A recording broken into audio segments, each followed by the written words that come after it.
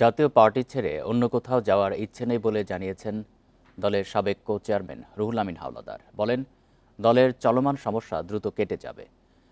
গঠনতন্ত্র বিরোধী কাজ করায় দল থেকে অনেককে অব্যাহতি দেওয়া হয়েছে বলে জানান নতুন মহাসচিব। বান্ডেল থাকলে প্রতি সেনমানিতে টাকা বাঁচবে। বিকাশ সেনমানি বান্ডেল কিনে জিতুন প্রতি লেনদেনে। গত ২৮ জুন বাংলাদেশ চীন মৈত্রী সম্মেলন কেন্দ্রে ১০ম জাতীয় সম্মেলন আয়োজনের সিদ্ধান্ত নিয়েছিল জাতীয় পার্টি, কিন্তু মিলনায়তন না পাওয়ায় পরে তা স্থগিত করা হয়। সম্মেলন ডাকা নিয়ে চেয়ারম্যানের সঙ্গে দ্বন্দ্বে জড়ানোর জেরে এরই মধ্যে মহাসচিব পদ হারিয়েছেন মুজিবুল হক চুন্নু। নতুন মহাসচিব হন ব্যারিস্টার শামীম হায়দার পাটোয়ারি।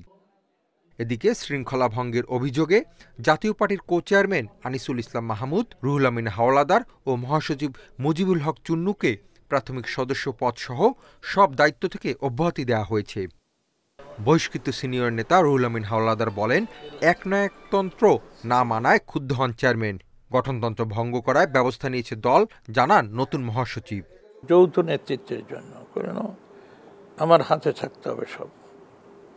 আমরা যে ২০-এর ক ধারাটা, এটা একটা dictatorship. Whatever he likes he can do and undo. আর এই ধারাটা এরশাদের জন্য প্রযোজ্য ছিল, কারণ সে রাষ্ট্রপতি ছিল, সেনাপ্রধান ছিল। ব্যাপারটাই তো এমন হয়ে গিয়েছিল যে আইদার আমাদের কিছু সিনিয়র নেতৃবৃন্দ থাকবেন অথবা পার্টির চেয়ারম্যান থাকবেন। ব্যাপারটা এই পর্যায়েই ছিল।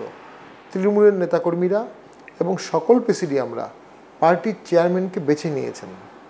কাউন্সিল হলে দলের সব সমস্যার সমাধান হবে বলে আশা হাওলাদারের। এবারও জাতীয় পার্টি ভাঙার পেছনে কারো হাত থাকতে পারে বলে ধারণা নতুন মহাসচিবের।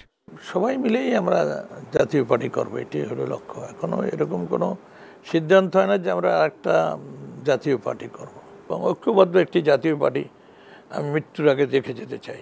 এই ফাটলটি না হলে অবশ্যই আমরা অত্যন্ত প্রীত হতাম। ৯বার জাতীয় পার্টি ভেঙে কেউই কখনো দেশব্যাপী জাতীয় পার্টি বা নব্য জাতীয় পার্টি করতে পারেনি। এরশাদের জাতীয় পার্টি, জিএম কাদের জাতীয় পার্টি মূলধারা এটিই আছে, এটিই থাকবে শত বাধা সত্ত্বেও। ১৪ জুলাই এরশাদের মৃত্যুবার্ষিকীর পর দলকে এগিয়ে নিতে নতুন কর্মপরিকল্পনা ঠিক করা হবে বলে জানান দলের নেতারা। Hasib Mahmud Shah, independent news, Dhaka.